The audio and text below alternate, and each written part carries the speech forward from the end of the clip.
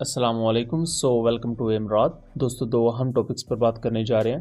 पहला बात करेंगे कि ब्राज़ील में जारी डिफेंस एग्जीबिशन लैड में दोस्तों पाकिस्तानी गिर्ड्स के पवेलियन में एक नए मिसाइल की हल्की सी इंजरी को देखा गया है, जिसके बारे में हम एनालिसिस करेंगे कि ये मिसाइल क्या कोई नया मिसाइल है या ये कुछ और है या ऑलरेडी एग्जिस्टिंग मिसाइल्स में से ही एक है, क्योंकि इसके बारे में काफ़ी ज़्यादा कन्फ्यूजन पाई जा रही है। दूसरा बात करेंगे कि पाकिस्तान नेवी ने ऑफिशियली CTF 151 के अंडर रेड सी के एरिया में अपने ऑपरेशंस का आगाज कर दिया है। ये ऑपरेशंस की नौइयत क्या होगी और क्यों इन ऑपरेशंस को मिलाया जा रहा है हाउथीज के साथ, जिस वक्त सारा इशू है अमेरिका का उसके साथ। तो दोस्तों, पहले टॉपिक की तरफ आ जाएं। रिसेंटली हमने देखा कि पाकिस्तान और ब्राजील ने आपस में एक MOU साइन किया एंड फ्यूचर में पाकिस्तान और ब्राजील डिफेंस टेक्नोलॉजी की ट्रेड के साथ साथ इनकी कोऑपरेशन में एक दूसरे के साथ काम करेंगे। पाकिस्तान ऑफिशियली अपने GF-17 एयरक्राफ्ट और तलहा आर्मर्ड पर्सनल करियर को पिच करता है ब्राजील के लिए, जबकि एक तरफ पाकिस्तान ने अपनी डिफेंस इक्विपमेंट ब्राजील को ऑफर किए हैं, जबकि दूसरी तरफ चाइना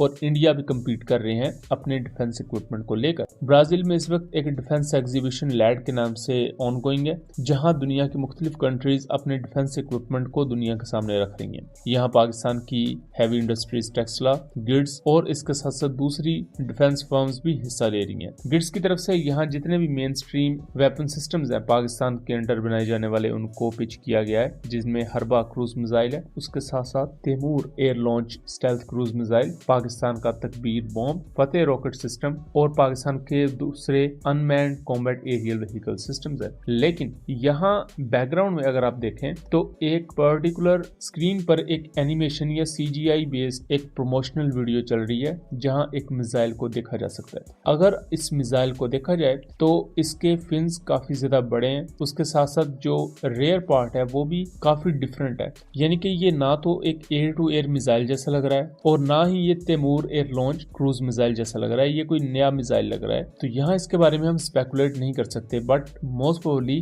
गिर्ड्स किसी नए एयर टू ग्राउंड म्यूनिशन पर या मिसाइल पर काम कर रही है एंड मोस्ट प्रोबेबली ये एक stand of anti radiation munition हो सकता है, क्योंकि फिलहाल अगर इसको यहाँ से देखा जाए तो ये किसी एग्जिस्टिंग वेपन सिस्टम की तरह नहीं लग रहा है पाकिस्तान के।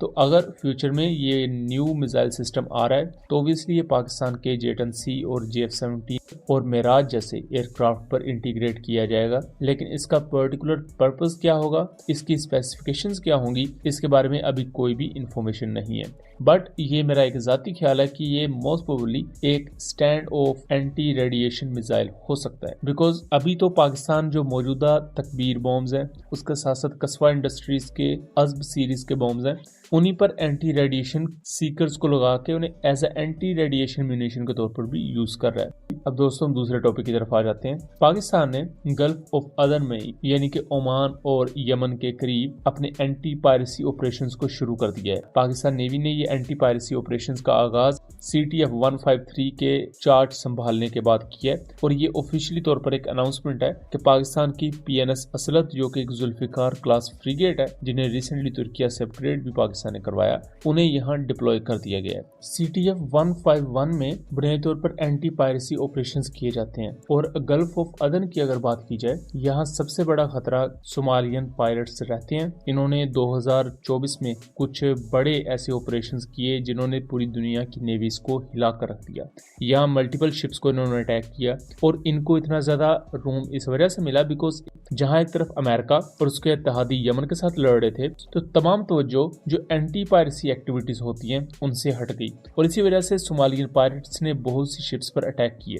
इसी दौरान अप्रैल 2024 में आई बिलीव एक शिप को हाईजैक किया गया था, जिसको इंडियन नेवी ने फिर रेस्क्यू किया था और उस पर कुछ पाकिस्तानी, ईरानियन और दूसरे कंट्रीज के क्रू मेंबर्स मौजूद थे। और CTF 151 सिर्फ एंटी पायरेसी ऑपरेशंस नहीं, बल्कि अगर किसी शिप के साथ कोई नागहानी आफत या कोई एक्सीडेंट हो जाए तो उन्हें रेस्क्यू करना और उस शिप को भी अगर वो राइट ऑफ नहीं हुई तो उसे लेकर आना किसी भी पोर्ट तक, वो भी CTF 151 के अंडर ही आता है। जैसा कि 2024 में पाकिस्तान नेवी ने 9 इंडियन लोगों को रेस्क्यू किया था जब उनकी शिप टेक्निकल फेलियर की वजह से समुद्र में फंस गई थी।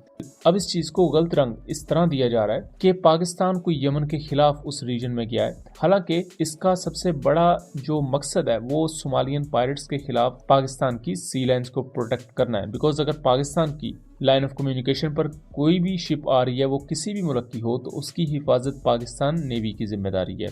और पाकिस्तान ने 14 अप्रैल को CFT 151 का चार्ज संभाला था तुर्किया से, और पाकिस्तान अब इस पूरे पैक्ट को लीड कर रहा है, जिसमें मल्टीपल मुल्क हैं, जिनमें Bahrain, Brazil, Denmark, Japan, Jordan, Kuwait, Pakistan, Philippines, New Zealand and etcetera etcetera. और इससे पहले मैं आपको एक और अहम चीज़ बताता चलूँ कि अमेरिका ने पाकिस्तान को CTF 153 में एक्टिव पार्ट लेने का कहा था 2024 के शुरू में। तब पाकिस्तान ने अमेरिका की ये बात नहीं मानी थी, पाकिस्तान ने अमेरिका की ये रिक्वेस्ट रिजेक्ट कर दी थी, बिकॉज CTF 153 को यूज़ किया जाने वाला था यमन के खिलाफ स्ट्राइक्स के लिए। और सिर्फ पाकिस्तान ही नहीं, बहुत से मुस्लिम कंट्रीज थे, उन्होंने उस वक्त CTF 153 का हिस्सा बनने से इनकार कर दिया था, बिकॉज उस वक्त पाकिस्तान का यही स्टांस था और अभी तक है कि यमन एक सोवरेन कंट्री है, अगर उसके कोई तहफ़्फ़ुज़ात हैं तो वो सुने जाएं। अगर उसकी लड़ाई अमेरिका या उसकी नेवी के साथ है तो उसमें बाकी मुल्कों को कूदने की ज़रूरत नहीं है, ये मज़ीद डिवास्टेशन लेकर आएगी। और पाकिस्तान का वो स्टांस सच साबित हुआ और अभी तक वो सही स्टांस रहा है। इवन दो 2023 के एंड में अमेरिका ने जब ऑपरेशन प्रोस्पेरिटी गार्डियन शुरू किया तो उस वक्त भी बहुत से मुस्लिम कंट्रीज इसका पार्ट नहीं बने थे। आई बिलीव सिर्फ एक जॉर्डन था जो इसका पार्ट था, अदरवाइज बाकी मुस्लिम कंट्रीज इसका पार्ट नहीं बने थे।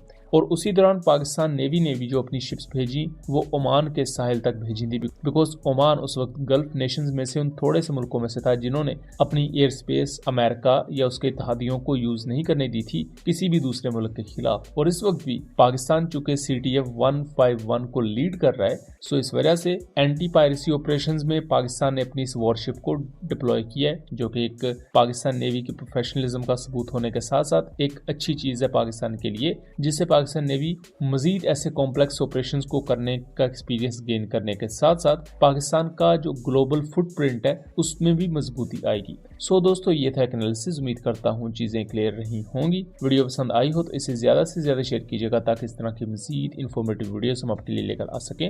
मिलेंगे अगली वीडियो में, तब तक के लिए अल्लाह हाफिज।